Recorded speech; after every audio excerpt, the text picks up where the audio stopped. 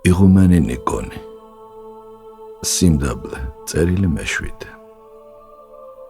წავიკითხე შენი წერილი, მებრალები, უფრო მეტად კი სერგეი მებრალება.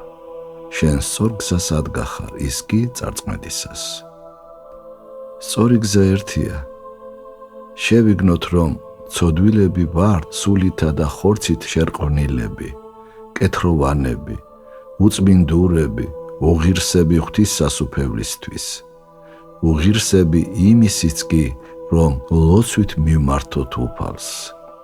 მიხარია, რომ შენ სწორედ ისეთად აღიქვამ საკუთარ თავს, შენს მწუხარებებს ისე ხებულობ, როგორც ღვთის ხელიდან გამოსულს, როგორც დამსახურებულს, ცოდვებისაგან გასაწმენდად მოცემულს. ეს შინაგანი მდგომარეობა შეინარჩუნე. იგი ერთადერთი სწორი, ვინც თავს ცოდვილად არ აღიარებს, იმას გზა დაებნა, ცუდმედიდობისა და ცდომილების ჭაობისაკენ გადაუხვია. ღმერთს განუდგა, შორ ქვეყანას მიაშურა გონებით ღორების დასამწყემსად, ამპარტავან ეშმაკებს დაუდგა მონად. ვინც უყვარს უფალს, იმას მწუხარებებს უვლენს მისადმი წმენისა და ერთგულების გამოსაცდელად.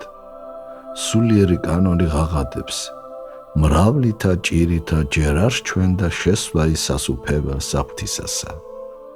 სოფელსა ამას ჭირი გააქვს, უთხრა უფალმან სიკვდილის წინ თავის მოწაფეებს. მოთმინებითა თქვენითა მოიპოვნეთ სული თქვენი, რომელმან დაითმინოს სრულიად, იგი ცხონდეს.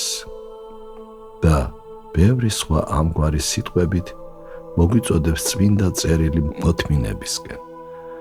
მწუხარებებისა და განსაცდელების გარეშე ადამიანი სიმდაბლემდე ვერ მივა.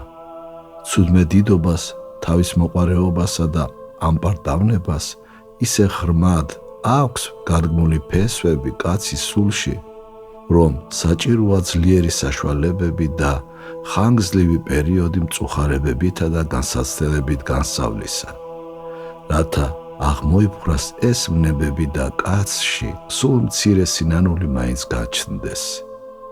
სიმდაბლის გარეშე